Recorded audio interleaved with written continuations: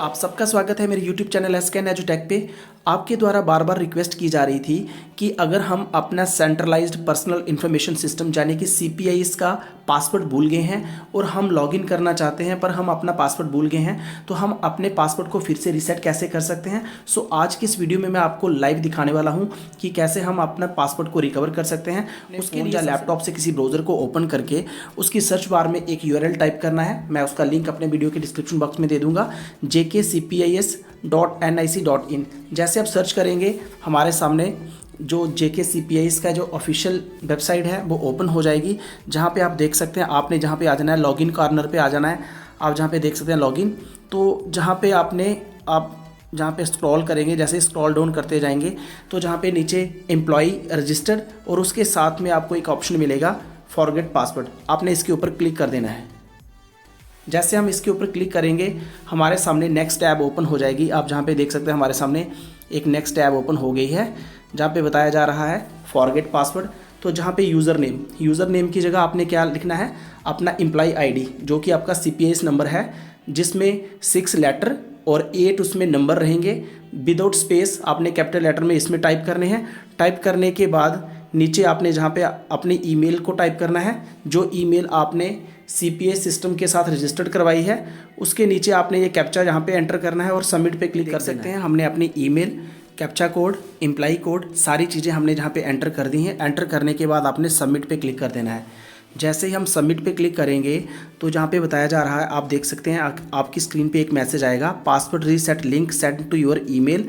आपकी ईमेल के ऊपर एक लिंक सेंड कर दिया गया है, जिसको आप क्लिक करेंगे तो वहाँ पे आपको ऑप्शन आएगा कि आप अपना पासवर्ड चेंज कर सकते हैं। तो हम जहाँ से ओके करेंगे, ओके करने के बाद अब हमें क्या करना होगा, अपनी जीमेल को ओपन करना होगा। जो भी जीमेल हमने जहाँ पे एंटर किया, जो हमारी CPIS सिस्टम के साथ लिंक है, उसे ओपन करना होगा। वहाँ पे एक CPIS की तरफ से एक लिंक आया होगा, उस लिंक को जैसे हम प्रेस करेंगे तो वहाँ पे ऑप्शन आएगा कि हम अपने पासवर्ड को दोबारा से रीसेट कर सकते हैं। चलिए अब हम अपनी ईमेल को ओपन कर, आप देख सकते हैं हमें CPIS की तरफ से ईमेल आ चुकी है।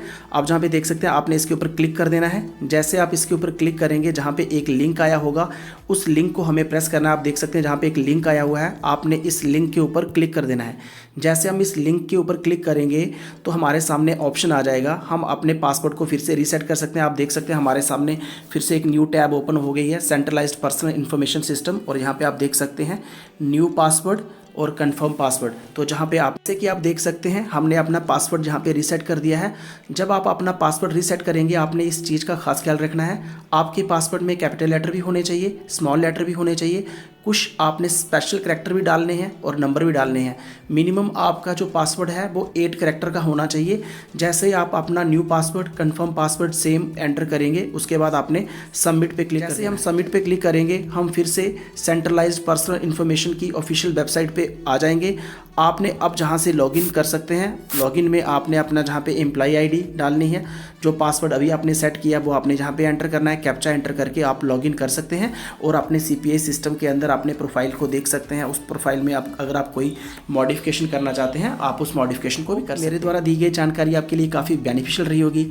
अगर आप फर्स्ट टाइम मेरे चैनल पर विजिट कर रहे हैं और अभी तक आपने मेरे चैनल को सब्सक्राइब नहीं किया तो मेरे चैनल को सब्सक्राइब कर लें, साथ में बेल आइकन को भी प्रेस कर दें ताकि आने वाले मेरे हर एक नए इन्फॉर्मेटिव वीडियो की नोटिफिकेशन सबसे पहले आप तक पहुंचे। Thank you for watching. मिलते हैं नए वीडियो में।